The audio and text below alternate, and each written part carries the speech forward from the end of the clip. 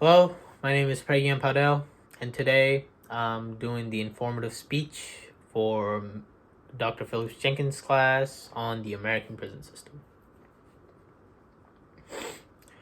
It's not every day where you can openly talk about the miserable failures of this nation. No, I'm just kidding. You get to do that almost every single day.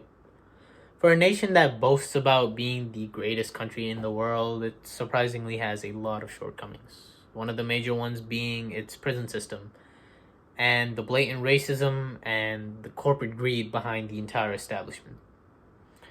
For the majority of America's past, it didn't have a nationwide incarceration system.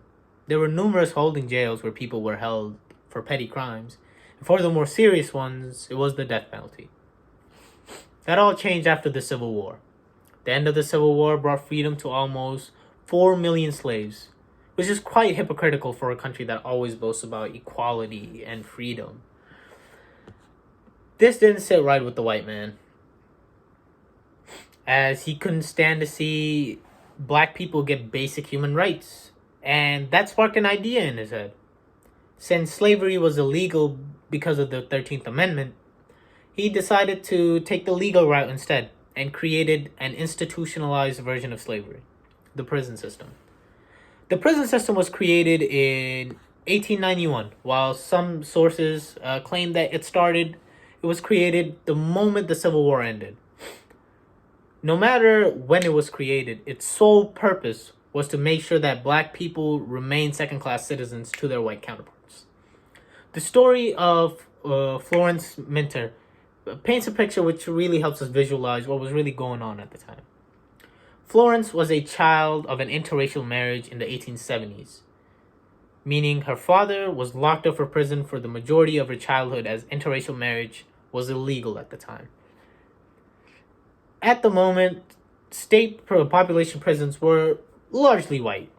In the 1920s, Florence was arrested for illegally making liquor and had to serve 3 years in the state prison. In the span of those 50 years, the prisons changed from being largely white to largely black.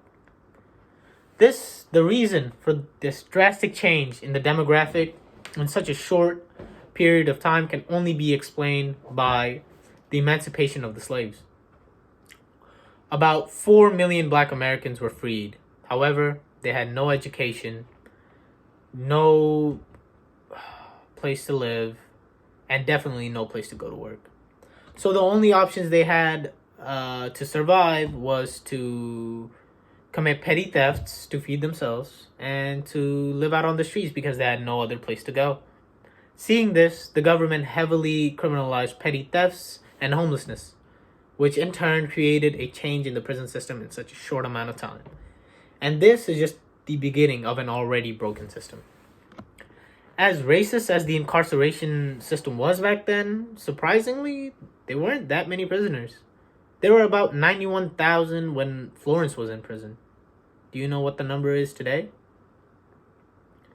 Over 2.2 million. That's almost 20 times more than 100 years ago. Why is there such a drastic increase in prisoners? And why do prisoners receive such ridiculously long sentences for the pettiest of crimes these days? 3 letters. The CCA. Corrections Corporations of America. They were founded during the tough on crime 80s, when the war on drugs made state and federal prisons overflowing with prisoners.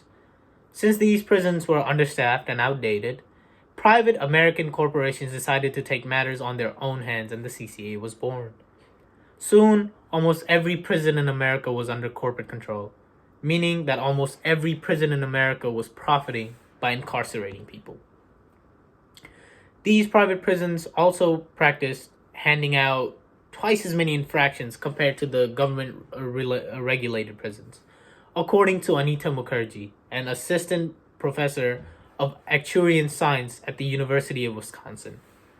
An infraction is basically a petty offense which can result in punishments within the prison, and it can dictate how long one is going to be in prison once he/she gets there. This means that more infractions equals to longer sentences for the prisoners, meaning more money for the corporations that owns the prison. This sets a trend to keep prisoners in prison as long as possible so the company can maximize its profits. A system that is flawed from its very core. It was built to hide slavery within the system, and it added the incentive of profiting off of people who are there to reflect on their actions. A greedy and an inhumane system which has no place in modern society, and yet it is prevalent in every single state in the nation. The American prison system is nothing but an utter failure. And the ironic part is that this speech is a lot shorter than the majority of the prisoner sentences. Thank you.